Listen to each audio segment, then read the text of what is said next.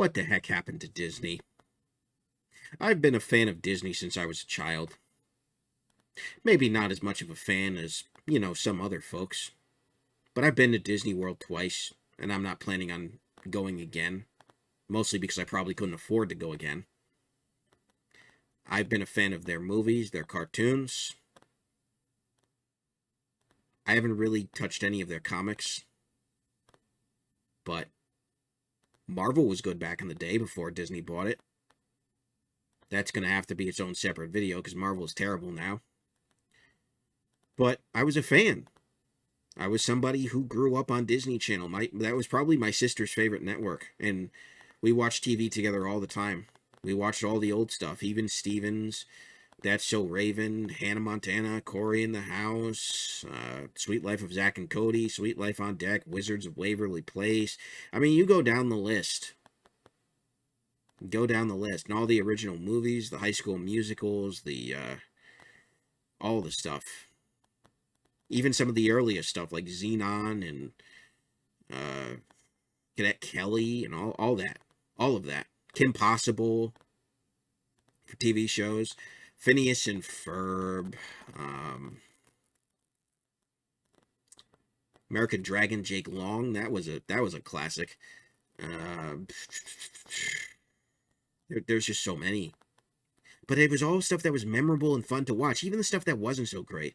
Timon and Pumbaa was a really early one that I remembered loving. It's one of the funniest spin-offs of a movie that I've ever seen. Mickey's Mouse Works, which eventually became House of Mouse. That was tremendous. Still watch it to this day when I'm really bored. Same with that Timon and Pumbaa. But nothing new is even remotely close to the stuff that they've been doing. And it's terrible, and it's all DEI and woke fueled. It's all ideologically fueled. It's not fueled by a sense of creativity and let's see what happens. It's fueled by a sense of we need to check specific boxes. We need to meet specific quotas in order for this, because this entertainment has to change the world for the better and how we see the world, how it should be. It's all narcissism. It's this bubble in Hollywood that you hear about, where they don't live like you and I do. They live with higher paychecks. They live with silver spoons in their mouths. Walt Disney was not a silver spoon man. He came from a small town, Marceline, Missouri. He was not born with a silver spoon in his mouth. He served in World War I. But all of the people who have come after him have been silver spooners. They've been people who have never had to really struggle a day in their life. At least not with anything meaningful. And they run the show now. It's all corporatized. And you can argue that any company that becomes corporatized is going to struggle. But Disney's been corporate for years under Michael Eisner, and despite what people think of him, they've succeeded. They've succeeded far more than they failed. I think he single-handedly brought the company back from the brink of bankruptcy, which they're closer to again now under Bob Iger. It's hard to say what happened. It really is. I mean, you can obviously point at Iger's decisions with buying so many companies. He shouldn't have bought Fox. That was a redundant purchase. That's the most confusing purchase to me because what did Fox have that they didn't have at Disney? They had the Fox network, which Disney had ABC, which filled almost an identical role. The 20th Century Fox Film Studio, they had labels of films that could fall under those categories. What was it just because it was up for grabs? And Iger was like, yeah, this looks good. They haven't done anything with it. They've stripped the Fox name from the film studio. Now it's 20th Century Studios. It's redundant. It's just another Disney studio under a different name.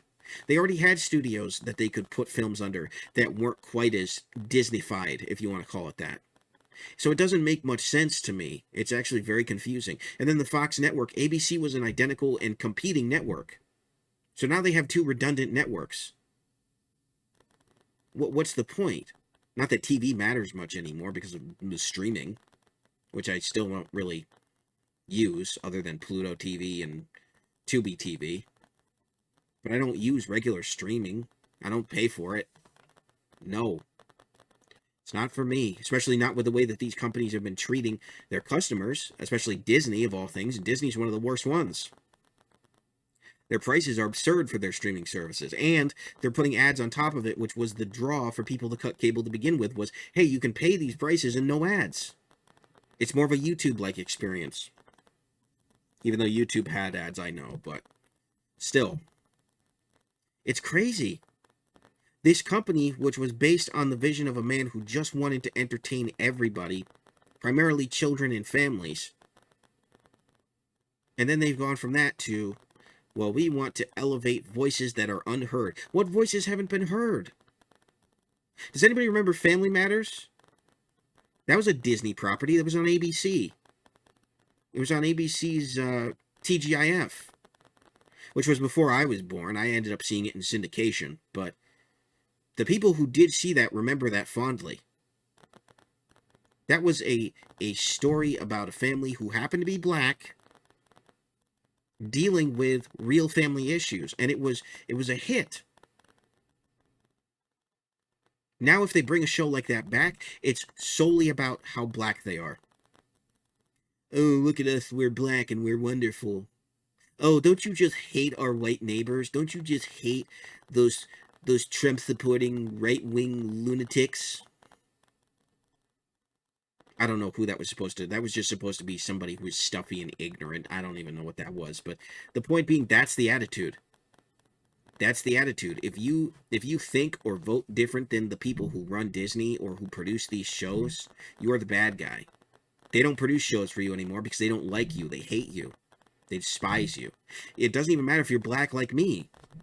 I'm black and I hate the new Proud Family. I think it's a piece of garbage. I think it's a racist piece of trash. But they don't care. They've got a message to spread at the literal cost of everything. It's costing them millions of dollars to produce this stuff that people don't like. And I've heard multiple people come out and say they don't like this new show because it's terrible. It's nothing like the original. They don't want to be faithful to something original. They are so narcissistic that they have to rewrite history. They hate what came before them that was successful. So they want to rewrite it in their own flawed image. That's what creativity sums up to now at the Hollywood level. It is amazing to me to sit down and think that there are people on the YouTube level producing better content than people on the Disney Hollywood level. It is amazing. If you had told me that when I was, say, 12 or 13, I would have laughed at you. Or said, there's no way. But no, that's the truth now. The truth now is people at the YouTube and independent content creator level are producing things that people want to watch based on the stuff they grew up with. Done in that same creative spirit and mindset. Now, in Hollywood, forget that. You're straight, you're white, you're Christian, you're conservative, you're anything that we don't like. We're not making shows for you. You've had your fill. It's our turn now. Yeah, how's that working out for you, dummies? You're losing all this money. You're alienating your audiences.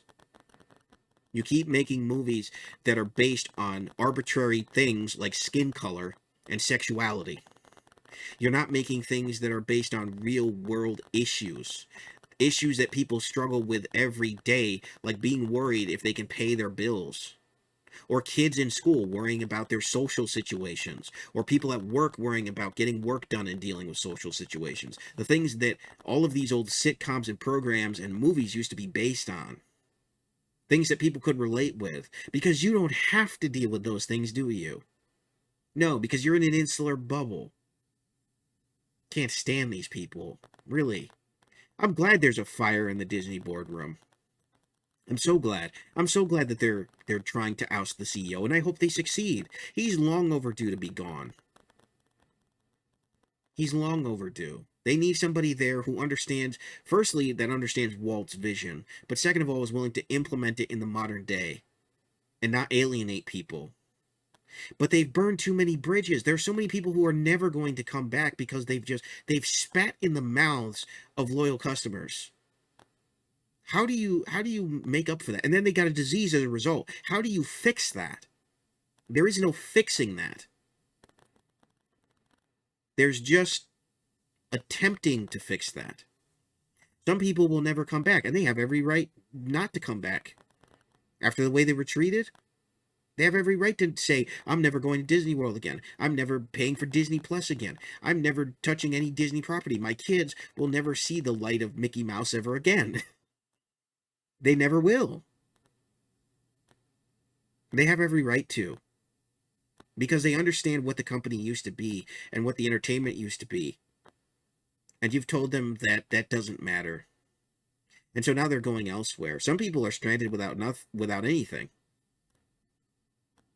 They're just waiting for something new to come along, or they're just going back to old stuff, because legacy content is what matters. And I tell you what they're going to start doing. They're going to start altering legacy content. They've already been doing it. They've been censoring legacy content. They've been removing legacy content, trying to get rid of it, because they want to push the new stuff. Their stuff is better in their own eyes. Don't let them do that. Vote with your wallet. If you insist on spending money on Disney, buy old stuff. And then if they try to remake it, shun the remake. Reject it. Make them earn your money.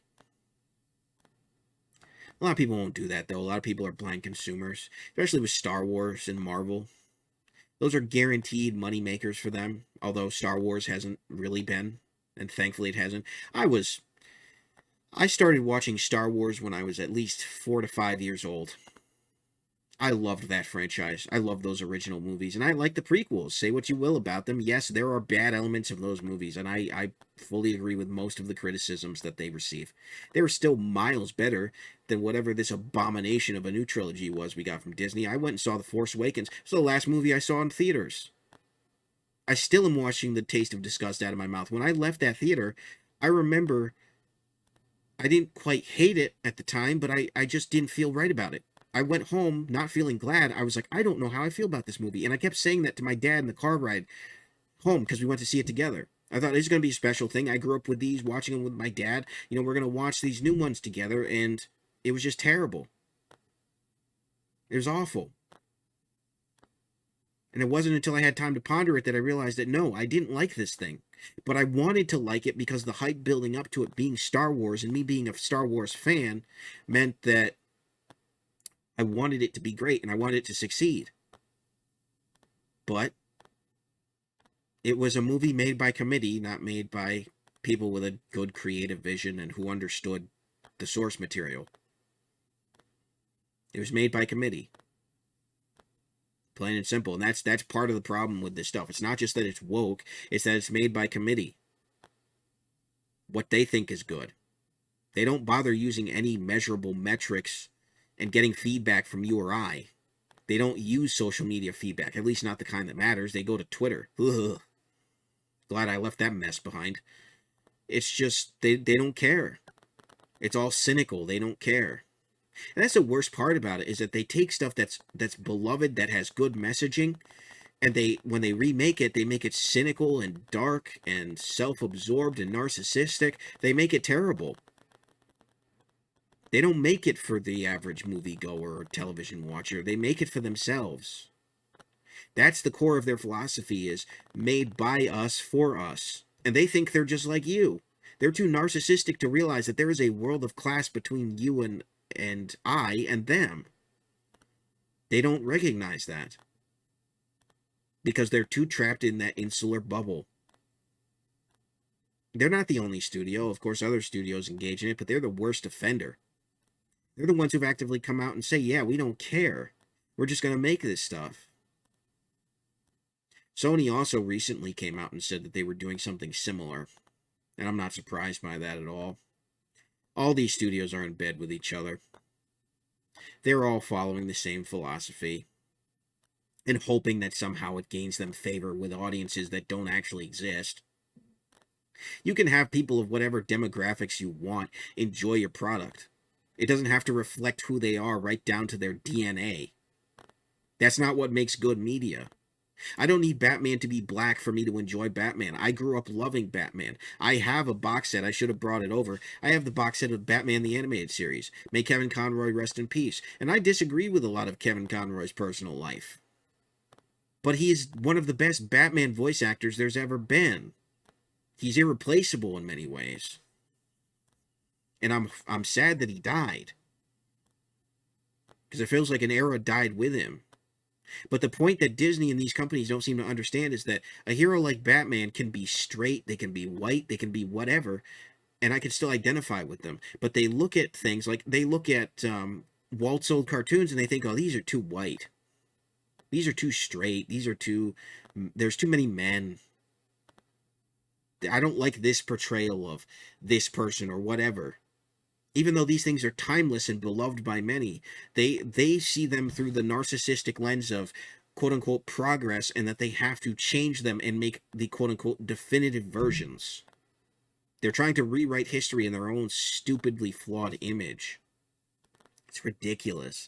It's insulting because these people aren't around to defend themselves. The people who created these things, they can't defend their creations.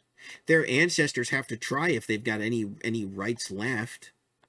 In many cases, like the Tolkien estate, they just sell them down the river. They don't care.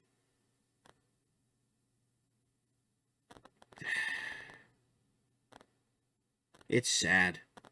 I'm so black-pilled on entertainment, guys. It's unbelievable.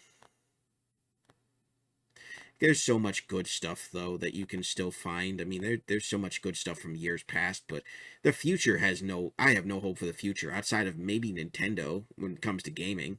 Nintendo's still doing what they've always done. They're not caving to anybody. They're starting to make some poor business decisions, of course. The whole thing with the eShop going on this month, I gotta scramble to get what's left on the Wii U. But aside from that, in terms of making games, they're making the same types of games they've always made, and they're still fun. They're not giving in to political ideologies or anything like that. They're just making what they've always made, and people are enjoying them as they always have. Yeah, there are people who criticize them, people who don't like them because of some of their business practices, but they're still Nintendo. Disney is not still Disney. Disney hasn't been Disney, arguably, from, I don't know, since Phineas and Ferb. Even if at that. Maybe since earlier than that. They're just not the same company. And it's embarrassing and sad. If I ever have kids, I won't be able to share any of the new stuff with them because it's all garbage. Not unless they turn it around. And everybody hopes that they do. I know you see people all the time going, I'm glad Disney is burning, and I hope that they burn forever. They're just talking about the current iteration of the company, the current leadership. They don't want the Disney brand as it's been traditionally known to disappear. They want that to be restored to its former glory. They want to see the legacy of Walt Disney honored. And that's not a bad thing. He was not a bad man. He was a good man. He loved families. He loved kids. He loved the idea of entertaining them. And he worked hard to do that. He was a good businessman. He made the right kinds of acquisitions, like Mary Poppins. He worked hard to do that. The lady who wrote it was very much against it. The whole saving Mrs. Banks thing, yeah, there's some historical inaccuracies there, but the gist of it is true. And he made something great out of that. Apparently she didn't like it, but he made something great. He made good things that people could enjoy. Because he wanted people to be able to feel like they could be entertained no matter where they came from, what they looked like. He just wanted good entertainment, and I can't disagree with that message at all. But in today's day and age, you have to rewrite history. You have to make everything DEI or woke. And it's tiring. I'm done with it. Until they decide to correct the ship, then I'll watch as it crashes into that iceberg.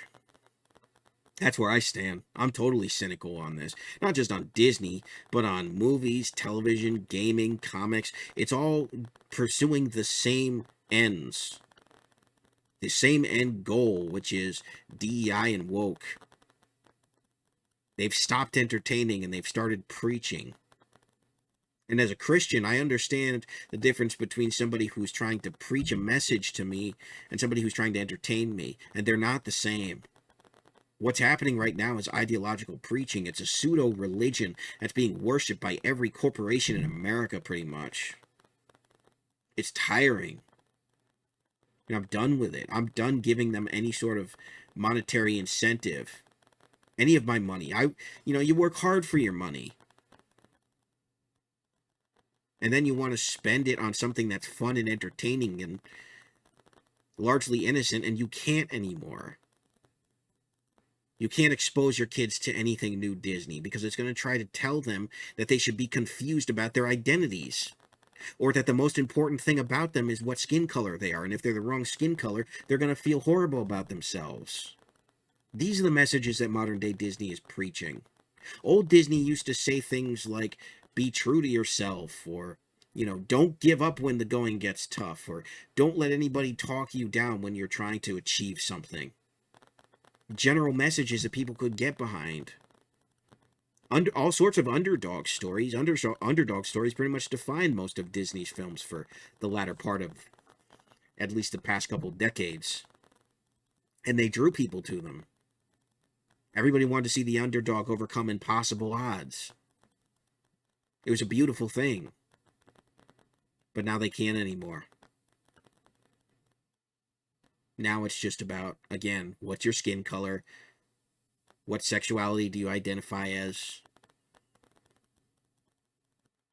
Shallow, vapid, narcissistic subject matter.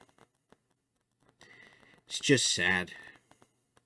But as black-pilled as I am, I'm not going to be as black-pilled to say that there isn't any hope, that there isn't any hope for the future, that people wouldn't ever invest in a company like Disney again, or that it wouldn't be worth it, because I think it would be. But it's going to take the work of a lot of really good people to turn this thing around.